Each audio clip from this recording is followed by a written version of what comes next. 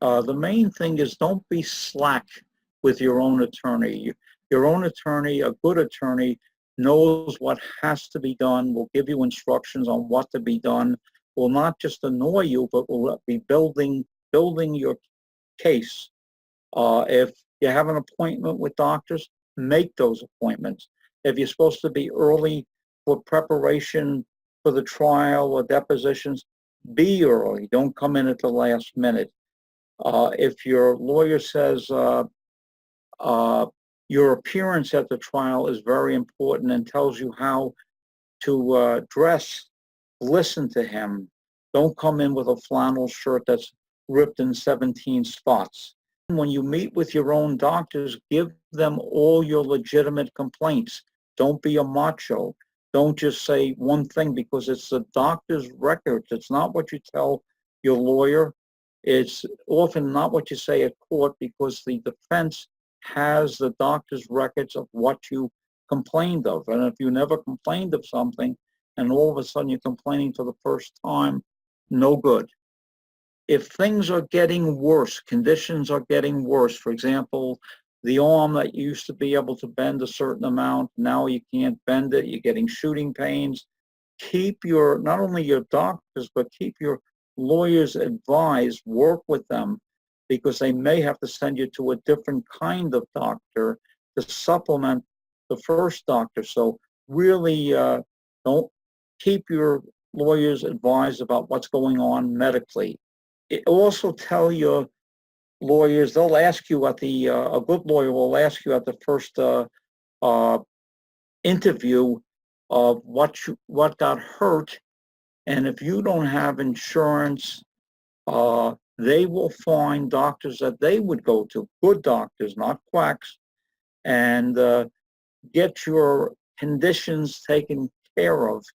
But if you don't express yourself with your lawyer, with all your complaints, you can't document these injuries and get well. The key is to get well.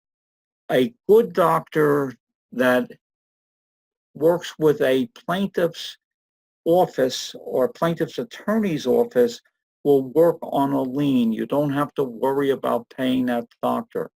Say the bill is $4,000 and you have no insurance, the lawyer can't pay for the bills, that's unethical.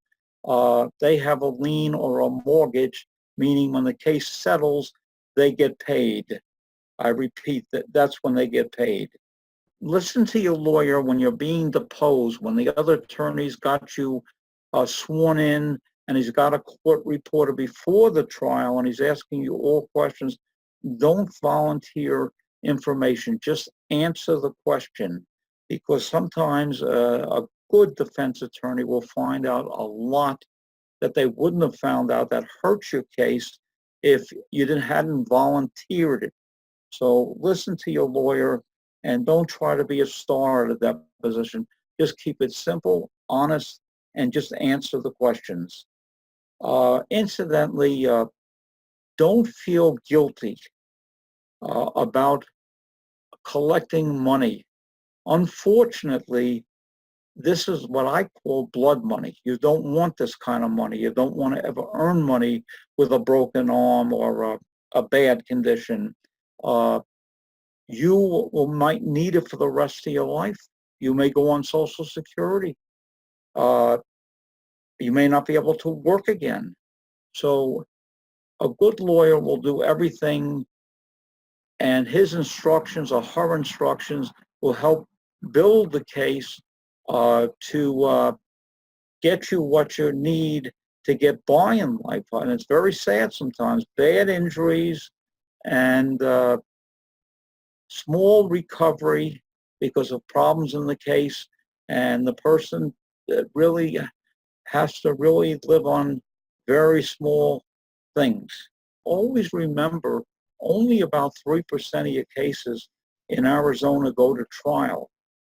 So I wouldn't worry most of the time about, oh my God, what's going to happen at trial?